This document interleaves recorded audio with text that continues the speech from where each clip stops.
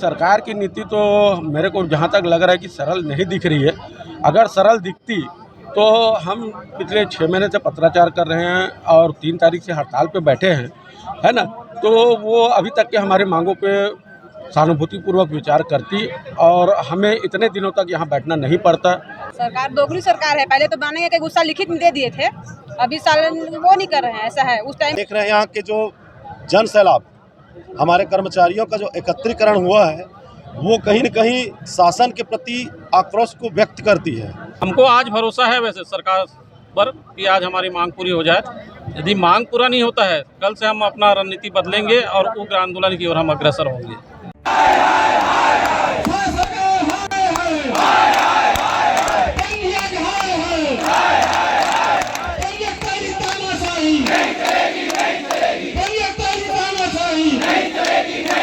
दुर्ग में सहकारी समितियों के कर्मचारी अपनी 4 सूत्रीय मांग को लेकर लगातार धरना पर बैठ प्रदर्शन कर रहे हैं। कर्मचारियों की हड़ताल की वजह से धान खरीदी अधर में लटक गई है। खरीदी केंद्रों में ताला लटका हुआ है और कोई तैयारी नहीं हुई है।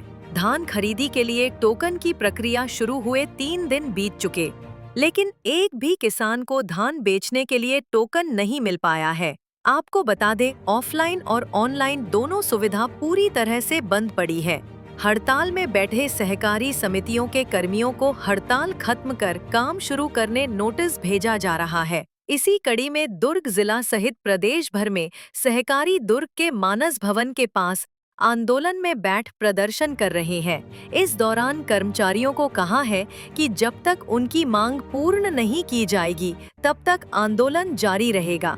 बता दें कि शासन के आदेश के तहत 15 नवंबर से दुर्ग जिले में समर्थन मूल्य पर धान खरीदी शुरू किया जाना है। इसकी तैयारी को लेकर सभी अफसर कर्मियों को बीआईटी में ट्रेनिंग दी गई थी, जहां स्वयं कलेक्टर अभिजीत सिंह मौजूद थे। वहीं अब देखना होगा कि शासन प्रशासन इन कर्मचारियों की मांग पूरा करती है या फिर कोई वैकल्पिक व्यवस्था कर किसानों का धान खरीदी शुरू करती है। वही आंदोलन में डटे कर्मचारियों ने कही अपनी बात। जारी है, 4 मांग से सरकार अच्छी तरह अवगत है, उसको बताने की भी जरूरत नहीं सरकार को, और उनका रवैया कड़ा है तो उससे ज़्यादा रुख हम लोग भी कड़ा अख्तियार किए हैं। यदि अब हमको आज भरोसा है वैसे सरकार पर कि आज हमारी मांग पूरी हो जाए। यदि मांग पूरा नहीं होता है, कल से हम अपना रणनीति बदलेंगे और उग्र आंदोलन की ओर हम अग्रसर होंगे। देख रहे हैं यहाँ के जो जन सैलाब, हमारे कर्मचारियों का जो एकत्रीकरण हुआ है वो कहीं न कहीं शासन के प्रति आक्रोश को व्यक्त करती है। और रही बात धान खरीदी की 15 तारीख की प्रारंभ होने की, तो शासन खुद बैकफुट पे आ गई है। 15 तारीख से शुरुआत होना था, उनको 17 तारीख कर दिया गया है। टोकन के सॉफ्टवेयर चल नहीं रहे हैं, सोसाइटियों में कोई व्यवस्था नहीं हुई है, तो 15 तारीख की तो कहना मुश्किल है, नामुमकिन भी है, क्योंकि शासन खुद बैकफुट पे आ गई है। 15 तारीख की जगह वो 17 तारीख को टोकन जारी करना चाह रही है, तो निश्चित रूप से 15 तारीख की कोई भी परिस्थिति में धान खरीदी हो ही नहीं पाएगी। कि सरकार की नीति तो मेरे को जहाँ तक लग रहा है कि सरल नहीं दिख रही है। अगर सरल दिखती तो हम पिछले 6 महीने से पत्राचार कर रहे हैं और 3 तारीख से हड़ताल पे बैठे हैं, है ना। तो वो अभी तक के हमारे मांगों पे सहानुभूतिपूर्वक विचार करती और हमें इतने दिनों तक यहाँ बैठना नहीं पड़ता।